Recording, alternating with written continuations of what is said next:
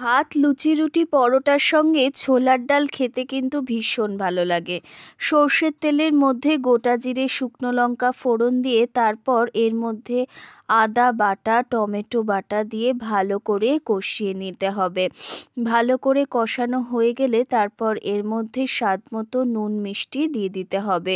হলুদ গুঁড়ো দিয়েছি, সামান্য হিং দিয়েছি, আর সেদ্ধ করে রাখা আলুটাও ভালো করে দিয়ে নাড়াচাড়া করতে হবে। এরপর সিদ্ধ করে রাখা ছোলার ডাল দিয়েছি, ফুলকপি ভেজে রেখেছিলাম সেটা দিয়েছি, আর বেশ খানিকটা কোরানো নারকেল দিয়েছি।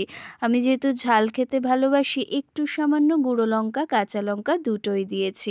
এরপর আর কি, শুকনো হলে নামিয়ে নিন। খেতে দুর্দান্ত হয়েছিল। ভাত, লুচি, রুটি, পরোটার সঙ্গে খেতে দারুণ লাগে। ভিডিওটা কেমন লাগলো কমেন্ট করে জানাবেন। চ্যানেলটা সাবস্ক্রাইব করে পাশে থাকবেন।